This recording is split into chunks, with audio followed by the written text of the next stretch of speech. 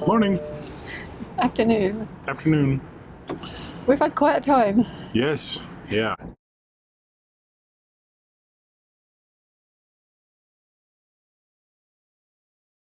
The RCR has been out, River Canal Rescue, which we are covered under now because of our insurance. Yeah, we didn't know. And it was part of the insurance. We renewed and we got a notice saying, hey, it's part of the insurance. And one day later, we're like, hey, we need it. It worked out pretty well. They couldn't come out yesterday because I guess they don't have many service people in this area.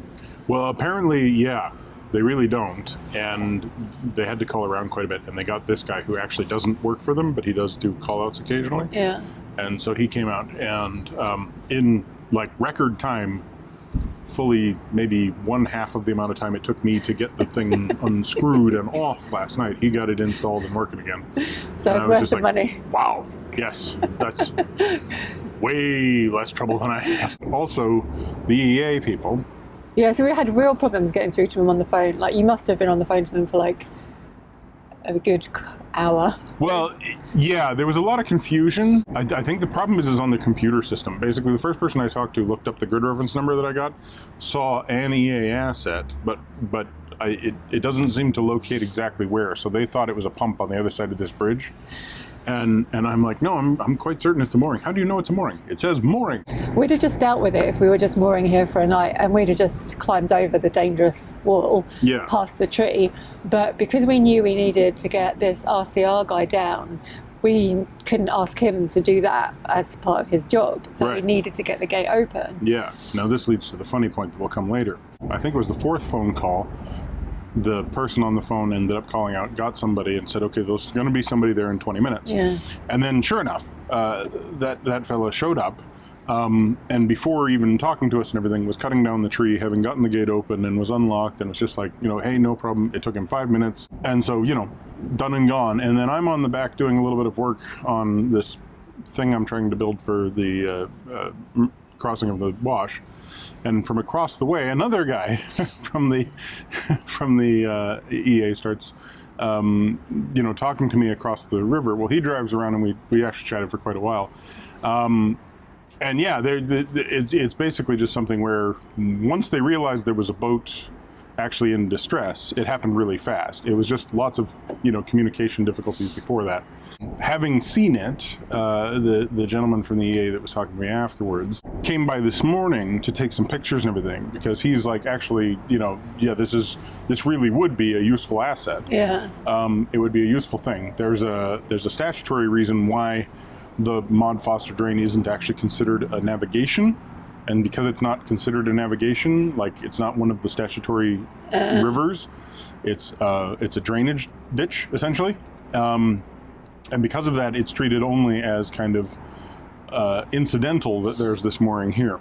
And that would be fine, except for he was like, well, actually, yeah, there is this signage up, and it does seem to be an EA asset. But so now there's a whole... But also, it's a silver propeller location. Well, the IWA website doesn't list a mooring, at least.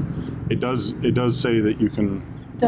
turn down there, but I don't think it mentions. It says to go past Packet Bridge or Packet. Well, yeah, it actually does say to go past the Packet steps. Yeah, I don't know. One way or another, the useful thing is they've now taken a look at it, and he's agreed that this is an issue and that it should either be disabled and taken out of action, and everybody should be informed it's disabled. It shouldn't say mooring on it. Right, or there should be some work done to make sure that it's useful a bit safer, because the steps are covered in vegetation. So he took some photos, and he's going to talk to the people, because he's in the engineering end of things. It's not his sort of remit, but they're going to take a little bit of a look at whether or not they could make this into a more usable mooring. I think it's a lovely place to come down. The windmill was turning yesterday, which was really nice to see. And in non-COVID times, you can actually tour and climb up inside it. Yeah. And there's a shop that's open on Wednesdays and Saturdays. And yeah, it would be great if more boats came down here. Mm-hmm. Other than a little bit of traffic noise,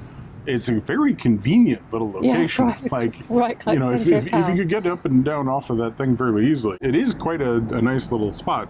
But this led to the funny part, which was that I came outside just as the RCR guy showed up, And he's like, hi! And I look up, and here's this guy jumping over the fence.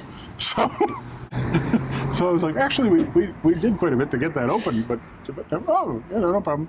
Yeah, so... but at least it's flagged it with the EA now, and hopefully something will happen one way or another. Yeah, and one way or another with the tree down, like, it's actually safer now. So it's useful because George needs a walk this morning, so Joe will take him off at the back. You'll walk over to get a shot of me attempting to turn. I probably won't walk down. I'll probably just go to the bridge because it's quite a way. Yeah, well, yeah, we will see.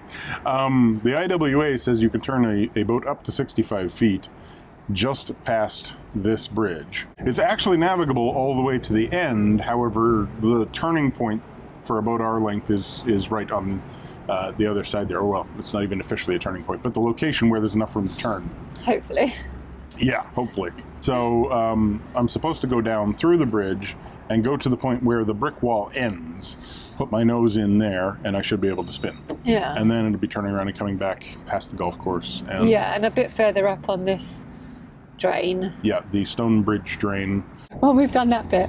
We'll go back up through the lock, which is at the golf course at Cow Bridge, and hopefully we can do a loop on some of the drains up there.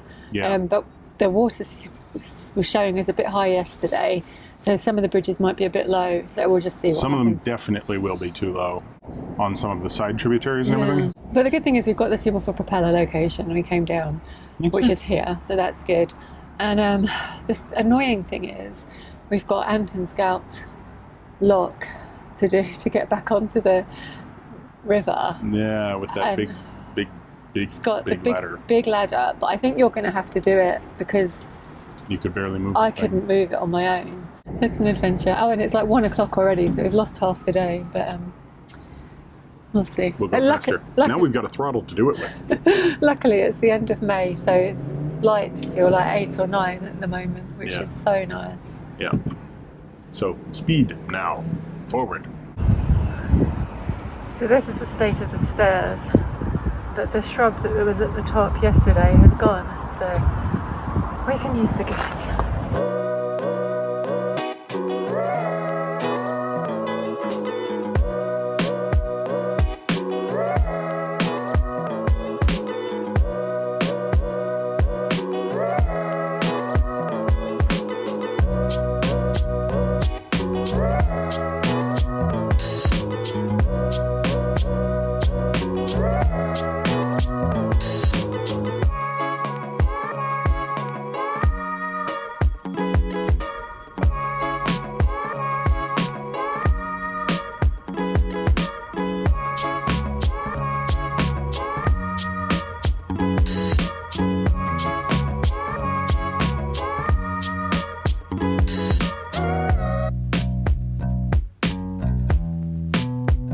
We're currently on the Maud Foster drain, but I can't find out much about who Maud Foster was. The only thing I know is that she donated money and land in the 1500s so that the drain could be built and Boston could be saved from flooding. One last look at the windmill that was also given Maud's name.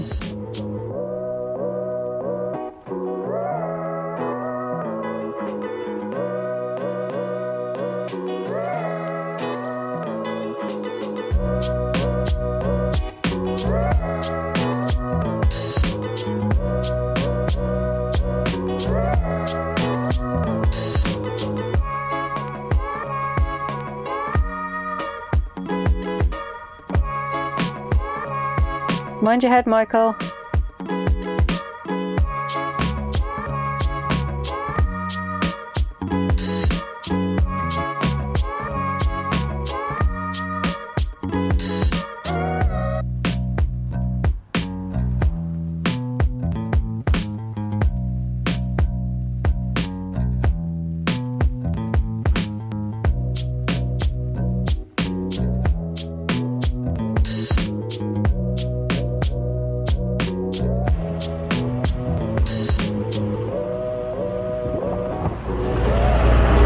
Back at the lock, I think.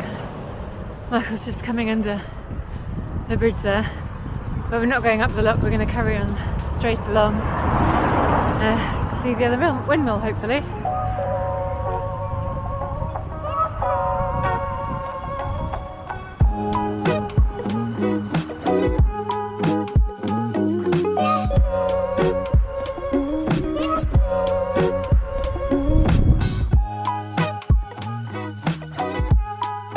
Under Cow Bridge we reach Cow Bridge Lock Junction. The lock to the left will take us back to the main level of the drains, but Michael and the boat are going to stay on this level and take the right-hand route along Stonebridge Drain. George and I decide to take a walk around the golf course and wait at the lock for Michael to return. Okay, this is me going up the Stonebridge Drain, otherwise known as the Sibsey Trader Drain. Had to look that one up. Joe, gotta turn. Joe has elected, because there's nowhere to get her and George on the boat, Joe's elected to stay back here at the end of the golf course by the Guillotine Lock, and she's going to wait there with George. I'm going to go as far as I can. It's a couple of miles up to Northlands where I have a turning point, but partway along there's a bridge, low road bridge, that's supposed to be the lowest one on this stretch. It is supposed to be able to be gotten under by a boat with any kind of air draft, but the river is a little high today, so we don't really know. So I might end up reversing again. We'll see. There's also a windmill up there, although I think it's probably decommissioned, and it's supposed to be quite pretty, so hopefully. On top of all of that, at one point, although I'm not entirely sure exactly where, but I'm going to be checking on Google, GPS not being completely unreliable or reliable here, it's hard to tell, but somewhere along this stretch of the drain I will cross the prime meridian, and apparently there's a marker on the road, but it might not be visible from the canal, but you know, yeah, at that point I'll be 0 degrees.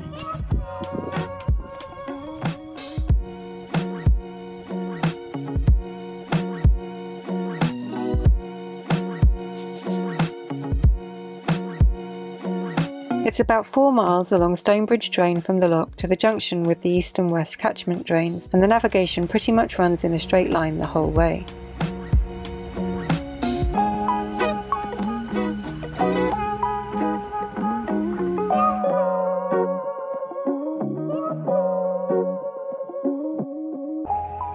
This is Willow's Lane Bridge, and it's low, but it's not the really low one. So that's the Willow's Lane Bridge. That's the first of the bridges up here that usually have a weed boom in place. And you have to call ahead to talk to the EA to get the weed boom removed if you want to navigate up this way.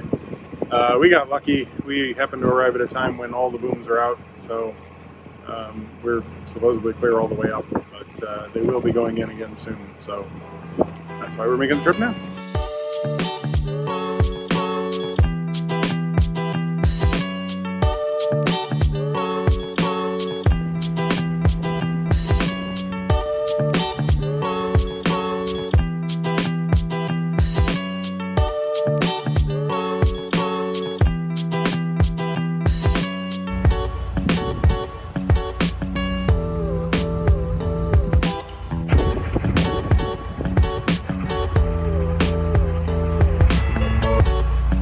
This is the really low bridge.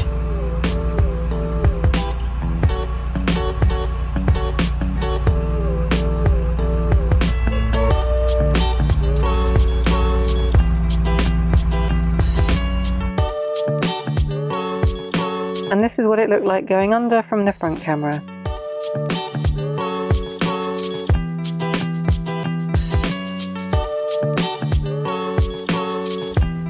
Notice the swan leading the way now. It's almost as if it doesn't realise that if it just moves to the side, we'll cruise straight past and leave it in peace. I guess the swans that live on the drains aren't that used to seeing many narrow boats.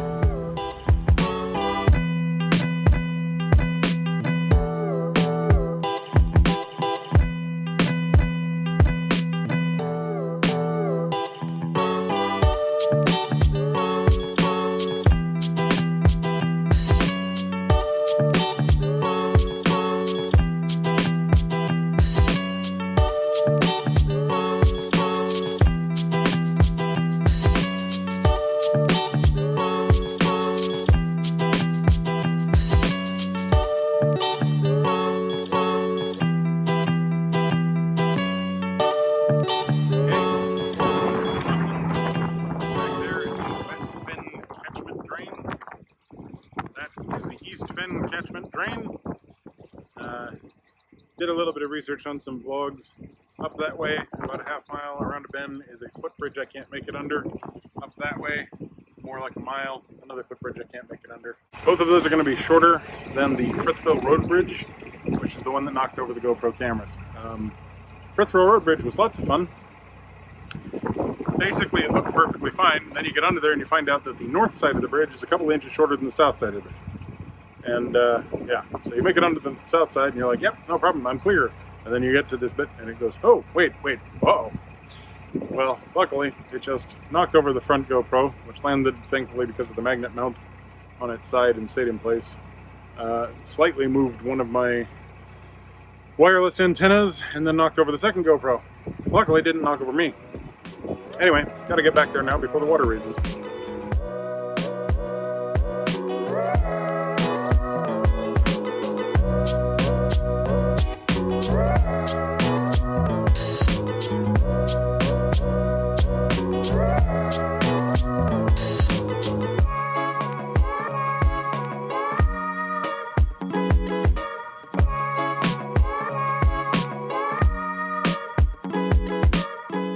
Right, if you're ever mad enough to try and do the Frith Road Bridge, it's fairly low. It's very low. On the north side, it goes lower. If you are going to go through there, don't go to that side. Do go to that side. If you go right up against the stanchion and you go through there, it is the highest point. The bridge sort of slopes down as it goes towards the east, and it also slopes as it goes south. So the highest point, the worst point is actually in the middle of the bridge.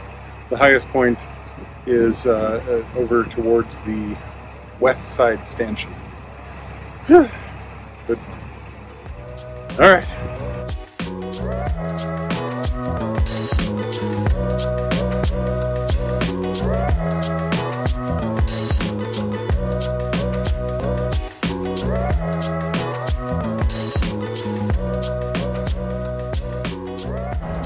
So Michael's just messaged to say that he's nearly back, so I can open the lock.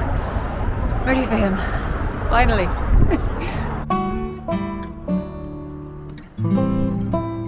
Sorry about the dodgy camera work here. It's pretty hard to hold a camera still when you're turning a crank to raise the lock.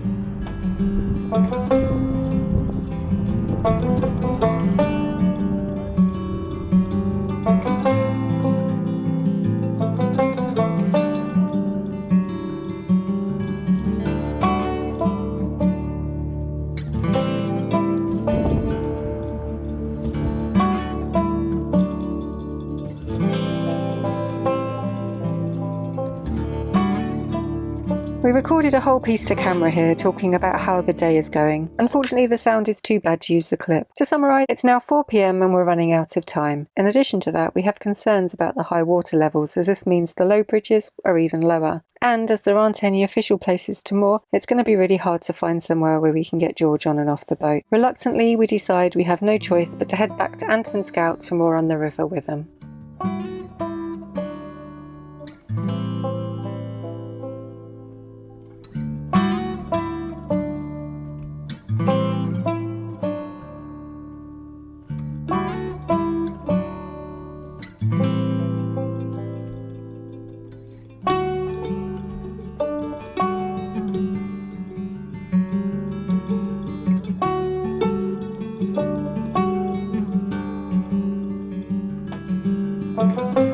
Because the gates at Anton's Gowt are really heavy and there's no lock landing there, Michael's going to walk from here with George and I'm going to drive the boat.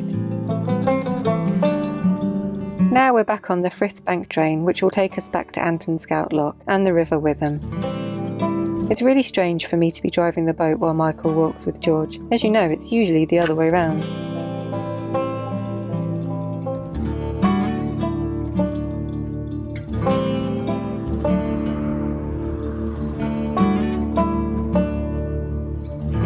Honestly, I'm not sure about this whole role reversal thing.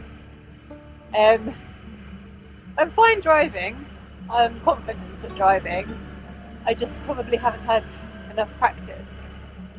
So I should just do it more. But yeah, I guess I'm just not used to it. And yeah, it's just different. But we probably should switch more than we have done. We're just stuck in our habits, I guess.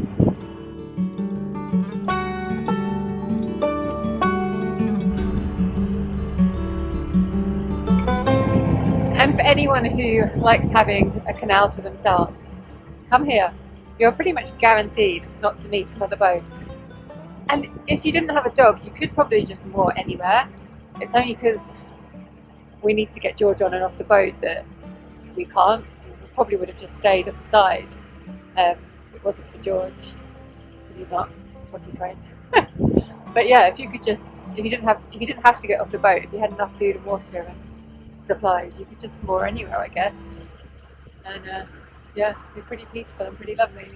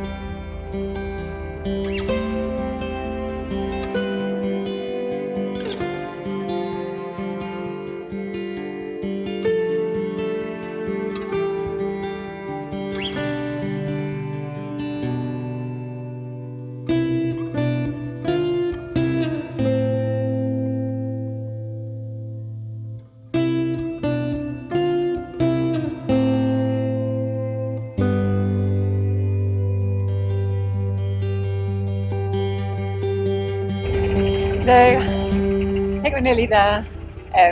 It's coming up to the last footbridge, and hopefully Michael's made it to the lock. I've been going really slowly, so we can get the lock ready, so I can just drive straight in and not hover around below it, because obviously there's no lock landing.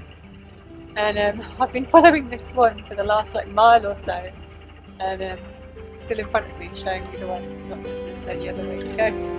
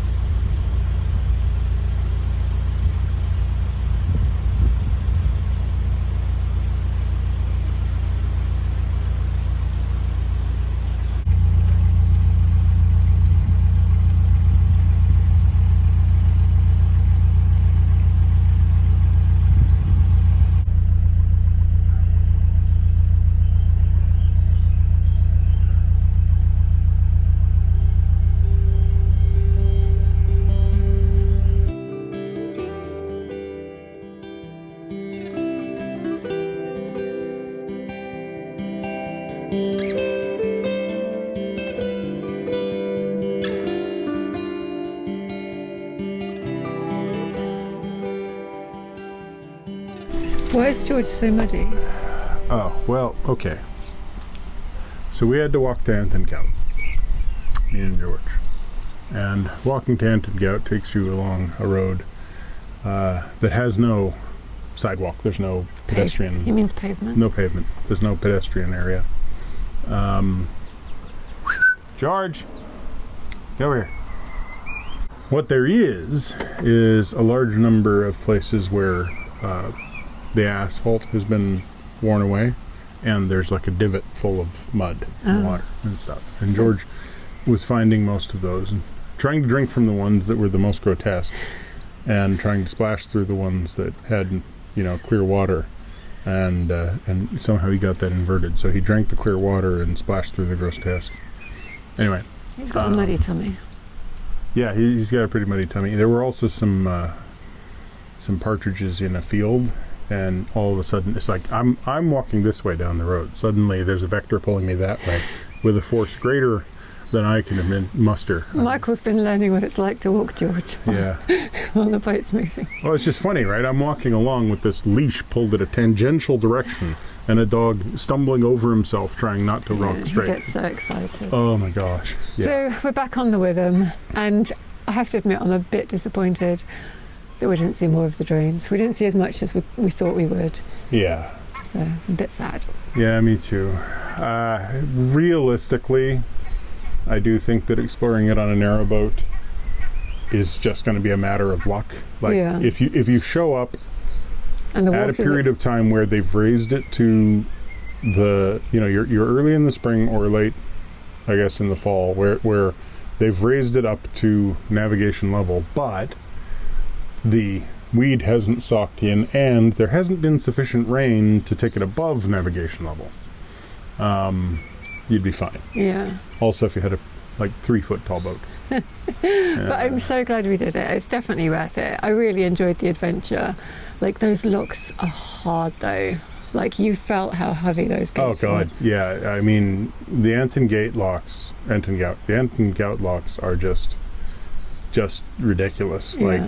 Like, I could imagine that, like, I couldn't. You'd need 2 normal-sized people, or I couldn't open them when we were going out, and I could barely close it. Like, it took me just hanging on, leaning back, like with my bum on the floor, just leaning, waiting for it to... Yeah, well, it was the same thing when I was trying to open it. I had my feet like 4 inches from the ledge, and I'm hanging on because the grip stones, like the pieces that are there to make it so you can push against them, are too far back. They're in the wrong place, that's what I was saying. And the handles are in the wrong places. And you're there thinking, please don't slip about your feet, because I'll just go straight on the beam. Straight out and sailing into the water, and extra crew would be good for these locks, I think. Definitely. I should have got back on the boat, but at the time we didn't realise you were going to be 2 hours, and we didn't realise that that would be the last trip. Like, yeah. So that's why I see why it's disappointing for you, because you saw less of them than I did. Yeah. They're much deeper than like a normal canal, which is good, because if I'd been on like the Chesterfield with the level of weed that I came into, I'd have been at a dead stop. Oh, right. Yeah, but because the water's deeper, especially right now, it's a little bit higher than normal, I was still able to keep up pretty good speed. But there's places where it narrows a bit, not a lot, but enough where you couldn't turn around, and you can see the weed really piling up on the sides. Okay. And then when I got up to the end, that's when I realized that, like, there's a reason why people talk about the drains and they call them, oh, this is the river I go fish on. Because I got up to where the east and west fens meet, like the fen drains, these the catchwater drains, and there was a significant flow coming down off the east hand one.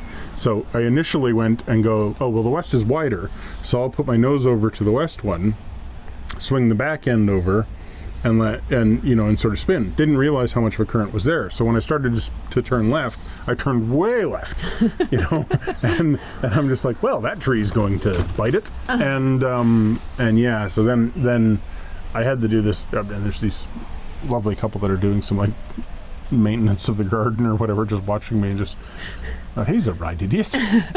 And so eventually I got turned around once I realized it. But yeah, there is places where there is actually significant flow, and I wasn't there's expecting depth that. issues, and there's height issues, and there's weed issues. So don't go with a plan, just especially if your throttle cable's going to snap when you're Yeah. But Yeah, just don't come on with time pressure. I think that's the main thing. Like Or a if I weren't feeling time pressure and the weather was better, and I thought that the levels would be dropping, I'd be a lot more like, yeah, let's go. But because we've got the time lock and we've got water coming in, because you can see it coming in the clouds. There's something really nice about being the only boat on a waterway. Like Oh yeah. like when I was coming back, when you were walking, and I was coming up to the bridge, I was like, nope, there's no chance, 0 chance I'm going to meet a boat here. Yeah. Yeah. Mine.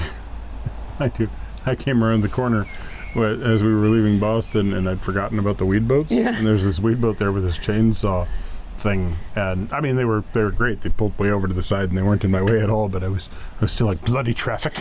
Yeah. But we met some nice people, some friendly people, and it was just all in all a good experience. Definitely recommend. So, is that it for now? Yeah. Okay, we're gonna get some sleep. So thanks for watching. Give us a thumbs up, comment down below, subscribe if you haven't already. Subscribe to Minimalist Maximal Velocity for our time-lapse videos, and click that bell if you want to get notifications. Please tell me that thing's been recording the entire time.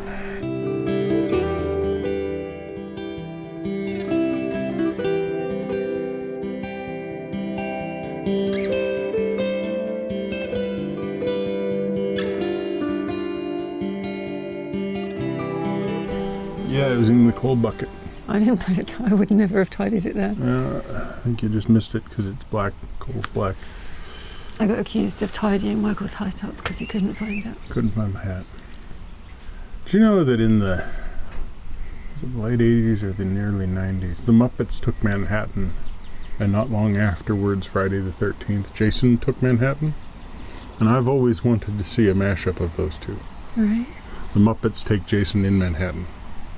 You know, Jason Voorhees, chainsaw-wielding mass murderer against the Swedish chef. I've been waiting to see it for years.